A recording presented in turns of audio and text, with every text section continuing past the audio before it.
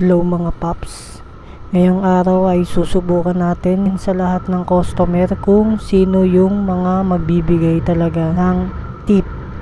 Sa lahat ng customer, bibihira lang talaga yung magbibigay ng tip. Swerte mo na lang kung bibigyan ka kagad ng tip ng customer. Tara, subukan na natin yung experiment na yan.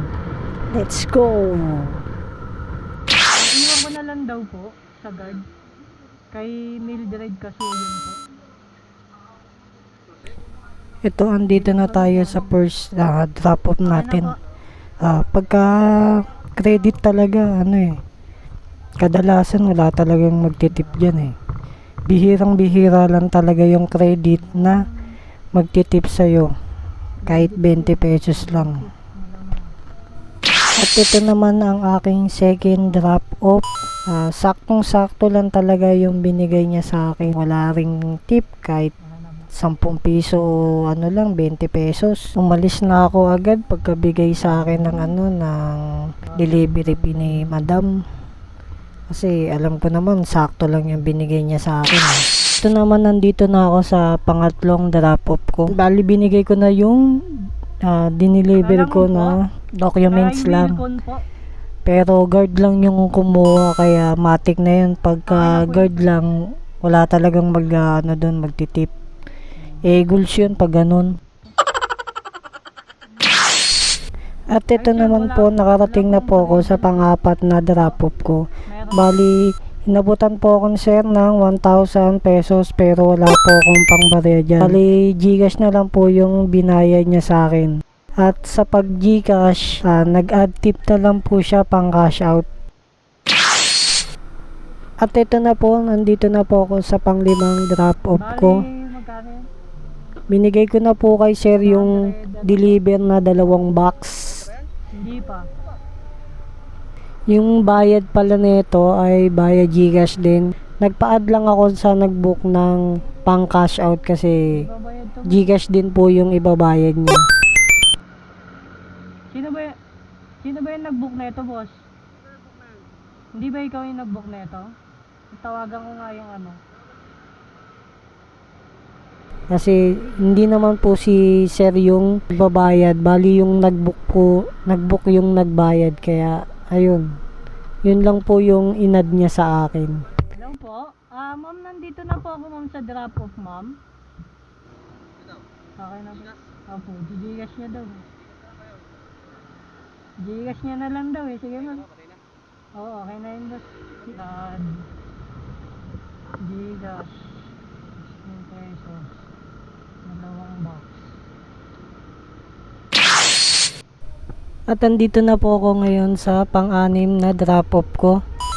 Bali binigay ko na po kay sir yung parcel niya at binigyan niya ako ng 100 pesos. Akala ko tip niya na yung 10 pesos dyan, pero susuklihan ko po pala siya. Kaya ayan, kinuha ko na siya ng 10 pesos. Sige po, sige po.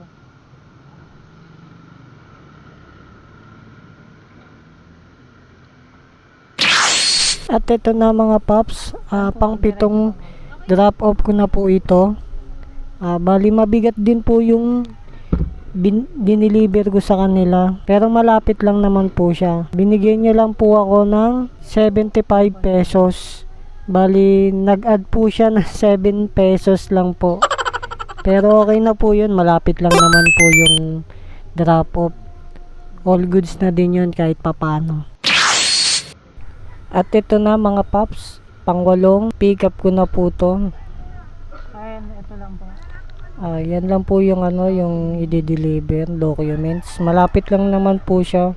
Bali sa pick up yung yung bayad. 70 pesos lang po yung binayad niya sakto sa akin. Hindi po siya nag-add sa akin kahit sinabi niya po na rush po yun. At ito na mga paps, nandito na ako sa pang-siyam na book natin.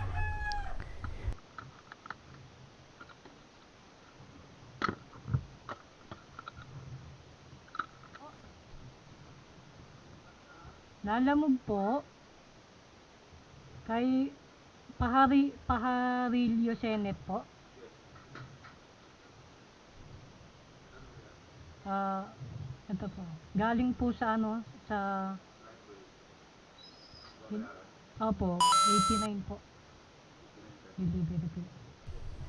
Ayan mga paps, bali binigyan tayo ni sir dito ng 100 pesos. Nag-add tip siya ng 11 pesos sa atin. All goods na rin yun mga paps. At least may nag-tip pa sa atin. Ayan mga paps, ginabi na ako. Ito na yung pang 10 drop off natin. Ginabi na ako sa daan dito mga paps. Pero okay naman yung ano, okay naman yung binayad sa atin dito mga paps. Nag-add sa akin si madam ng 20 pesos. All goods na rin yun. Kahit ginabi na ako sa daan. Ito mga paps, pang 11 na drop off na po natin to. Bali, medyo gabi na po tayo nito nakarating.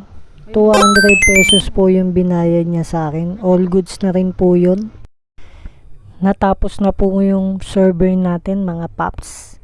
Bali, mas lamang pa rin po yung mga nagtitip kaysa sa mga buraot na customer. All goods pa rin naman kahit papano. Kasi mas lamang pa rin yung mga hindi buraot kaysa sa mga buraot. Yun lang.